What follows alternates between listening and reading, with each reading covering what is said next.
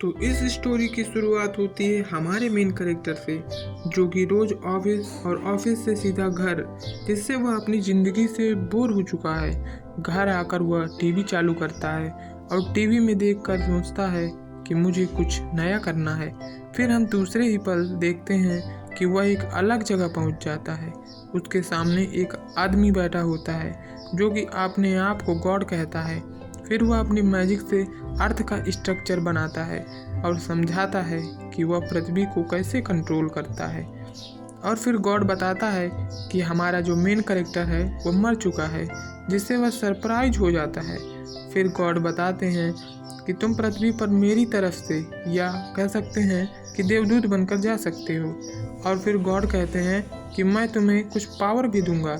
इसके बाद जो भी पावर है वो सब गॉड लिख देते हैं और बताते हैं कि ये पावर तुम्हें सही समय पर तुम्हारे पास होगी। उसके बाद हमारा मेन कैरेक्टर पूरी तरह चेंज होकर एक घने जंगल में पहुंच जाता है। वह देखता है कि उसके पास एक लकड़ी और बैग होते हैं। उसके बाद वो इंसानों को ढूंढने चल देता है।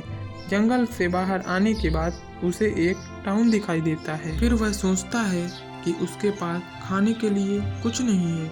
फिर वह सोचता है गॉड ने उसे सर्च मैजिक दिया है। फिर वह सर्च मैजिक करने को ट्राई करता है पर कुछ नहीं होता।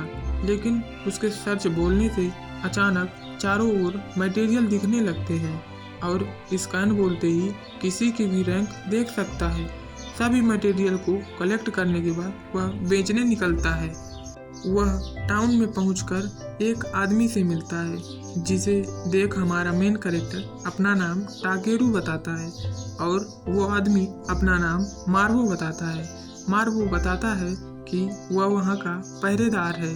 फिर टाकेरू मटेरियल बेचने के लिए दुकान ढूंढता है। तभी उसे एक जनरल स्टोर दिखती है। वहाँ का मालिक टाकेरू का स्वागत करता है।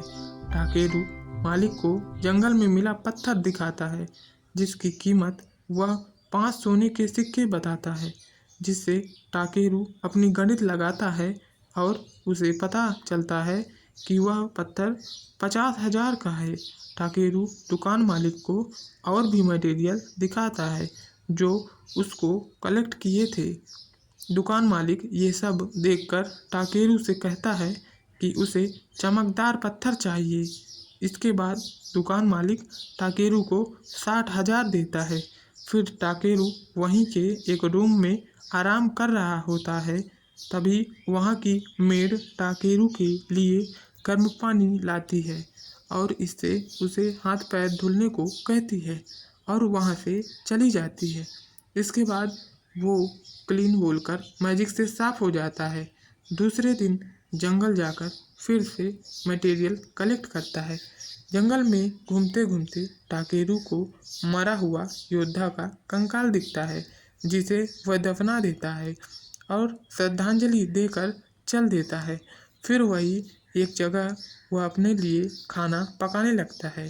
फिर खाना खाता है और उसे वह बहुत स्वादिष्ट लगता है।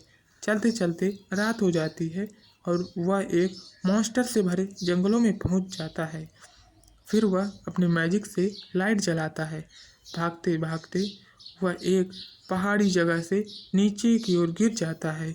गिरते हुए वह अपने फ्लाइट मैजिक का यूज करता है और वह बोलता है फ्लाइट मैजिक ऑन। वह आराम से नीचे लैंड कर जाता है। वहाँ टाकेरू अपने मैजिक से थोड़े चमकदार पत्थरों को कलेक्ट करता है।